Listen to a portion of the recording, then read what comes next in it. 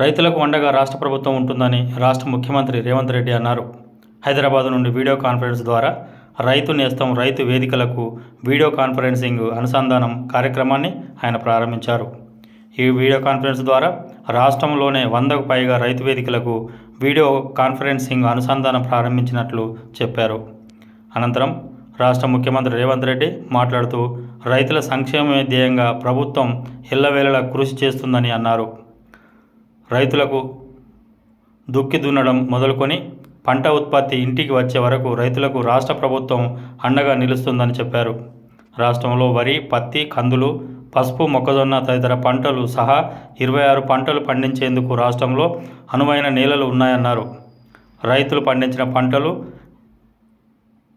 ఎక్కడ ఇబ్బంది కలగకుండా పండించిన పంటకు గిట్టుబాటు ధరలను ప్రభుత్వం కల్పిస్తుందని చెప్పారు. ఈ సందర్భంగా రాష్ట్ర ఉప ముఖ్యమంత్రి మల్లు భట్టి విక్రమార్క, రాష్ట్ర వ్యవసాయ శాఖ మంత్రి తుమ్మల నాగేశ్వరరావు, రాష్ట్ర రవాణా, బీసీ సంక్షేమ శాఖ మంత్రి పొన్నం ప్రభాకర్ తదితరులు పాల్గొన్నారు.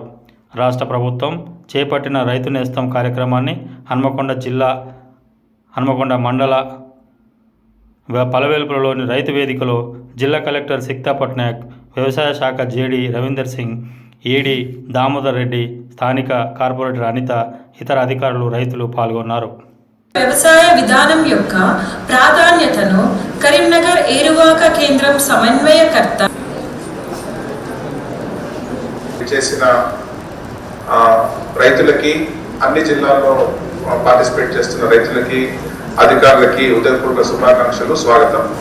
ఈరోజు రాష్ట్ర ప్రభుత్వం తరఫున అన్ని రైతు వేదికల్లో వీడియో కాన్ఫరెన్స్ సిస్టమ్ ఎస్టాబ్లిష్ చేయాలన్న మన ముఖ్యమంత్రి వర్యులు ప్లస్ మన మినిస్టర్, మన డిప్యూటీ సీఎం వారి స్ఫూర్తి కార్యక్రమంలో పాల్గొన్న రైతుని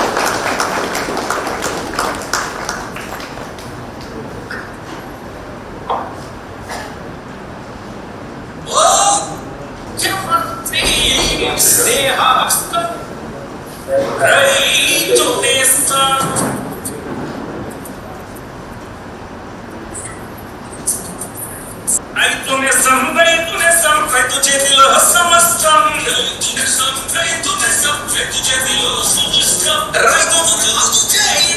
ప్రజాపాలన లక్ష్యం, సంతోషం, రైతు పెద్ద పాలనలో పూర్ణ సుభాగ్యం. రైతు నేస్తం, రైతన్న చేతిలో సమస్తం.